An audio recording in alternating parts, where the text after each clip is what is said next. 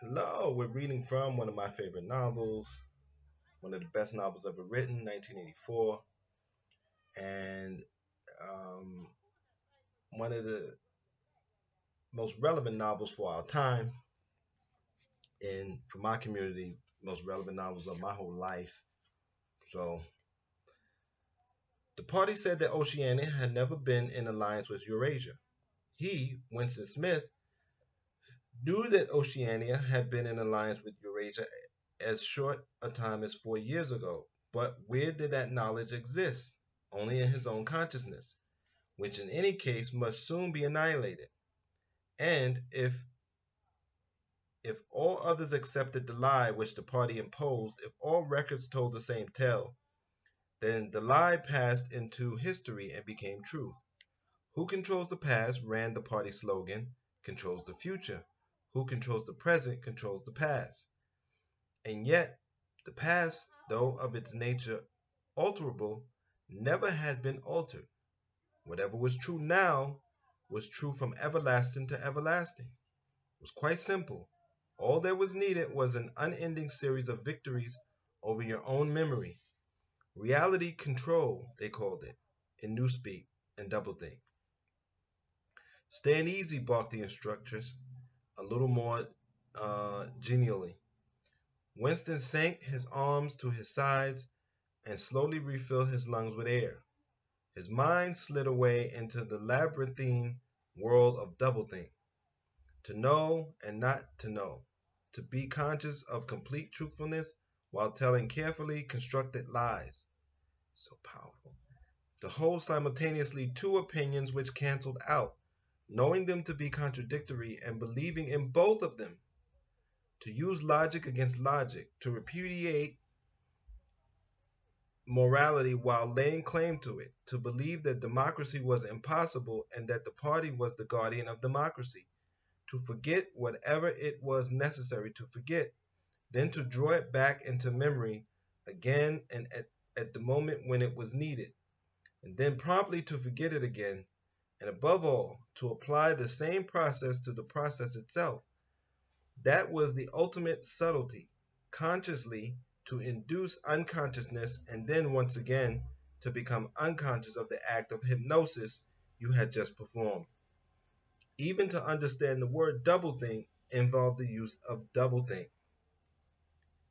The instructress had called them to attention again. And now let's see which of us can touch our toes, she said enthusiastically. Right over from the hips, please, comrades. 1, 2, 1, 2. Winston loathed this exercise, which sent shooting pains all the way from his heels to his buttocks and often ended by bringing on another coughing fit. The half pleasant quality went out of his meditations. The past, he reflected, had not merely been altered, it had been actually destroyed.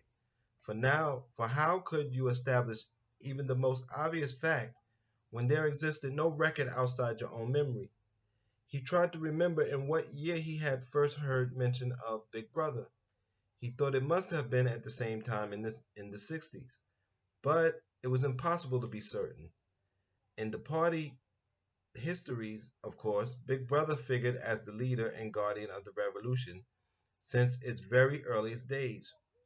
His exploits had been gradually pushed backward in time until already they extended into the fabulous world of the 40s and the 30s, when the capitalists in their strange cylindrical hats still rode through the streets of London in great gleaming motor cars or horse carriages with glass sides.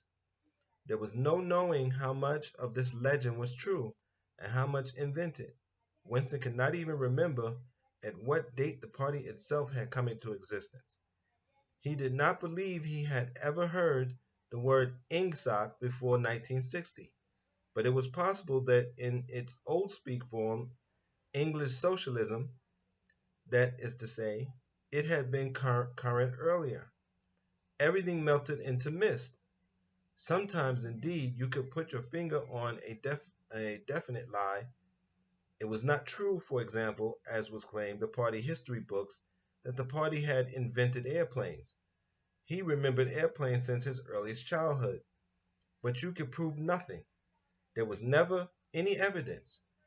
Just once in his whole life, he had held in his hands unmistakable documentary proof of the falsification of a historical fact.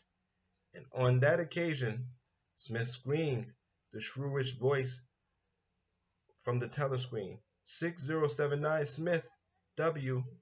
Yes, you. Bend lower, please. You can do better than that. You're not trying. Lower, please. That's better, comrade. Now stand at ease. The whole squad and watch me. Man, it's weird because I deal with people and I love history, and I talk to people who really don't know a lot, who don't remember a lot about their own history. They're in such a deep fog, and you have to remind them, don't you remember we used to do XYZ when we were young? And oh, yeah, I guess we did. It's crazy. But George Orwell wrote this book to warn us, and the people who are in control, they used it as a blueprint. And that's the thing with powerful literature or plans or vision. It can be used in either direction. So we have to make sure that we use it properly to avoid dystopias, because there is another group that's always going to create a dystopia with them on top. Until next time, I thank you for your support, and I say take care of your mind, your body, and be safe.